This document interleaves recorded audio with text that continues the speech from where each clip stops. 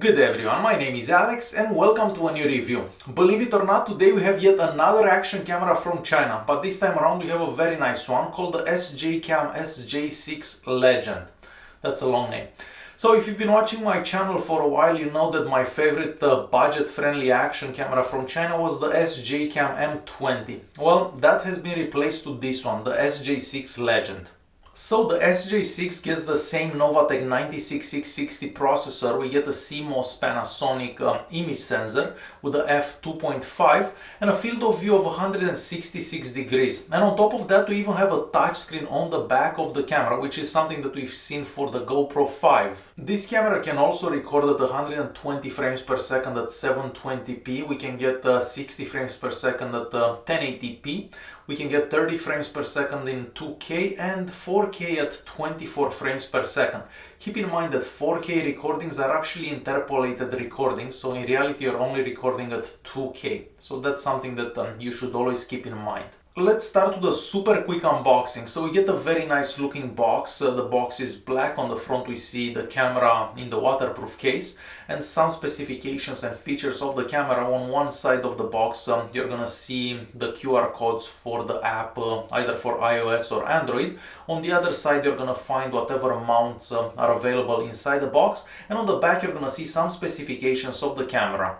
The first thing you're gonna find in the box is the camera and the waterproof case. And the waterproof case looks a lot like the waterproof cases that we've seen in the past for other action cameras from China. The good thing about this waterproof case is the fact that we can replace the back, because there is another back in the box, and this way you can have the touch ability, so you can actually touch the screen through the waterproof case, and that's something that I haven't actually seen for any other manufacturer. Aside from that, you're gonna find the user manual. The user manual is in English and a whole bunch of other languages, and it's also got a lot of pictures and instructions on how to use the camera. The next thing that I found was a mini USB cable, and keep in mind that I said a mini USB cable, so we don't have a micro USB port on this camera. We have an older USB port, and I'm not sure why they chose to use that port.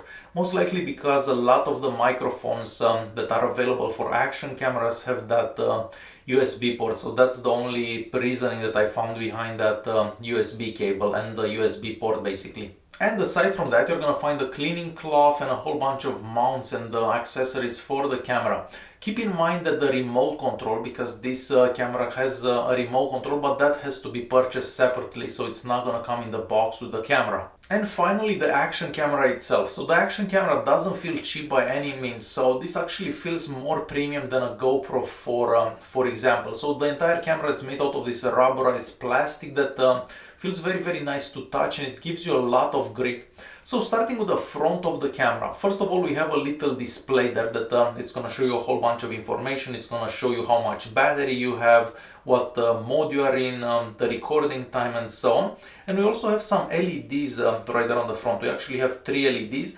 And you can turn those on or off depending on what you like, and there are some modes that you can change from the settings there, and you can have only some of those LEDs lighting up whenever you're doing something. And of course, aside from that, we're gonna find the lens. On top of the camera, you're gonna find the record or the OK button, and you're also gonna find another LED. That LED usually flashes whenever you're recording something. And moving at the bottom of the camera, so here you're gonna find a little plastic door that you can open, and that's where the 1000 milliamp removable battery sits. With this battery you're gonna be able to get about an hour and a half of recording time at 1080p at 60 frames per second, so that should be more than enough for most of us. You can also charge this camera whenever you are recording, so if you have a power bank or a power source next to you, you can charge the camera and record in the same time. And moving to the right hand side of the camera, here you're gonna find a mini USB port, and as I mentioned before, you can attach an external microphone to this camera for better sound. You're also gonna find the HDMI output and a slot for an SD card. And I've been using a 64 gig SD card, but the manufacturer says that you can use an SD card with a capacity of 128 gigs. Aside from that, you're gonna find the microphone and the speaker. The speaker doesn't get that loud on this little camera. And on the other side of the camera, you're gonna find the power button and the settings button, and there is also an LED there that you can turn on or off from the settings. With the power button you can switch in between modes, so camera mode, recording mode, and so on. And from that settings button you can basically go into settings mode or turn on the Wi-Fi. And lastly, the coolest thing about this camera is the 2-inch touchscreen display on the back. This makes everything so much easier and faster. Before you had to like press this button, press that button. Now you can just touch the screen and change settings. So much better than before. And this is basically the same as a GoPro 5, how you've seen that on the GoPro 5. The screen resolution, it's 320 by 240, so that's not the absolute best screen resolution, but considering that the screen is so small, it's acceptable. But the viewing angles aren't the absolute best on this little screen. Now, touching the screen, it's not the same as you're touching your smartphone, so you're gonna have to put a bit of pressure on the screen for the screen to register. It will take you a couple of days, but after that it should be much better. So it's a learning curve coming from a smartphone that has a very sensitive screen. Just like on other high-end action cameras, on the SJ6 you can switch in between modes. So to do that you actually press the power button to switch in between modes, or you can actually do that right from the screen. And there are a couple of modes available. So we have a video mode, we have a video lapse, we have a slow motion recording mode, we have a picture taking mode, photo lapse, a car mode, underwater mode, and so on. And every single mode has its own settings, so you can go in each mode, press that settings icon and change the settings for every single one of these modes. There is also gyro stabilization available on the SJ6 Legend, and you can turn that on or off from the settings for each mode. And this is an example on how the gyro stabilization works.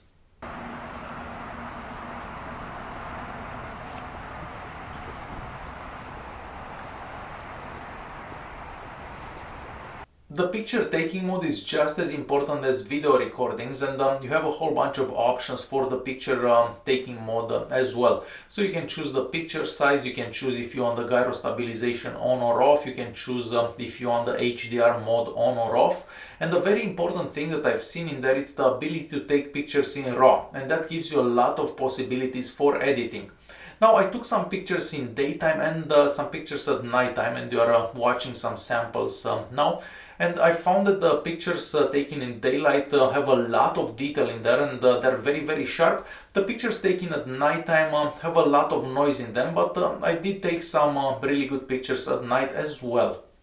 Another very important aspect of any camera is the sound recording, because the sound can change how your video feels. So even though we can attach an external microphone to this camera, realistically a lot of us aren't gonna spend the extra 30-50 bucks on an external microphone, so we do expect that the microphone inside the camera is good enough. And I found that the microphone inside this camera records the sound very nice and clear, and rather loud in fact. But when you're recording in a place where there is no noise, so let's say you're in a museum for example, there is like a hissing sound in the background from the camera. That doesn't happen if there is like noise around you, but if there is no noise around you, you're gonna hear that. And here are a couple of examples on how the microphone sounds. Good day everyone, I'm Alex, and this is a quick microphone test to the SJCAM SJ6 Legend. So I'm holding the camera in my hand about 30 centimeters away from me, and I believe that the microphone is sitting on the left hand side there.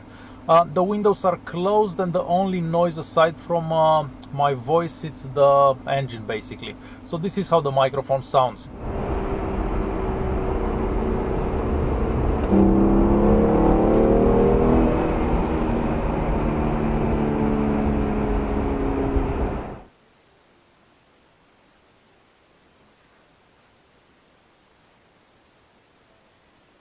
Aside from being able to change the settings for each individual mode that the camera has, we do have like settings mode for the entire camera, and here you can change the language, and there are quite a few languages available on the SJ6.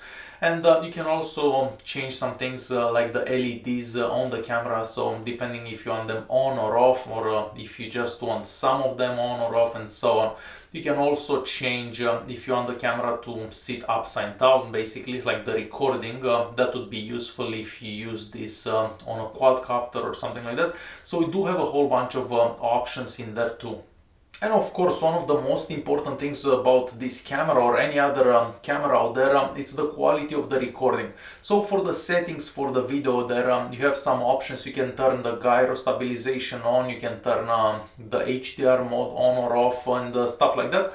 So I did take some videos with both the gyro stabilization on, off, the HDR mode on or off at nighttime, in daytime, so pretty much anywhere that I've been yesterday. And I'm gonna let you guys see the following recordings. So I found that in daytime, mostly if you don't use the gyro stabilization, the image looks very nice and clear. If you do use the stabilization, looks a bit distorted here and there depending on how fast you're moving, but I'll let you guys see the footage and decide for yourself. And at night time there is some noise in the recording there, but I think that the camera does fairly good for a camera that's so small and cheap in low light conditions. But again, I'll let you guys see the following footage and decide for yourselves.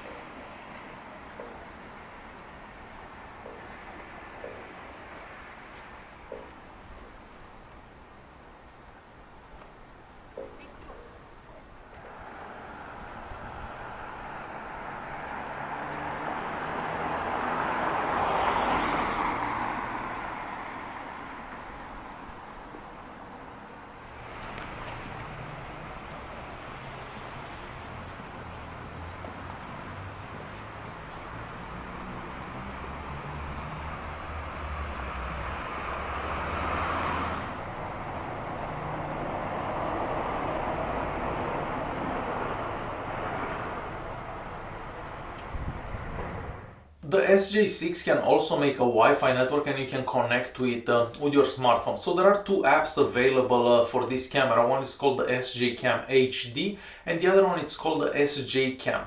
So with one of them you can actually get updates on the camera, and as soon as I installed that second app I was able to get an update, and the camera is updated now. So that's what the second app is used for. The first app you can basically connect to the camera and you're going to be able to change settings right from your smartphone. You're going to be able to download anything that you have on the camera and basically control the camera from your smartphone. This is useful if you keep the camera on a tripod or anything like that, and you're not going to be sitting right next to it, but you still want to see what's happening and start and stop the recordings. I found that the app, basically the connectivity between the camera and the phone, works good up to like 10 meters, so I don't have any problems inside the house. And it's time to conclude this video. So for about $160, I believe that this is the best action camera that you can buy, because realistically there is nothing else for that price that works as good as this. We even have a little LCD on the front and a touchscreen on the back. And I love the fact that we can actually use that touchscreen with the waterproof case, because otherwise you couldn't do that. You'd have to use the buttons, which again, it's not the easiest thing to do. So I love the fact that we can use the waterproof case and touch the screen in the same time.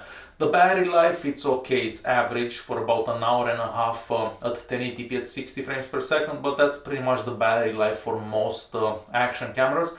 And the video recording mostly in daytime, because at nighttime none of these action cameras does that amazing.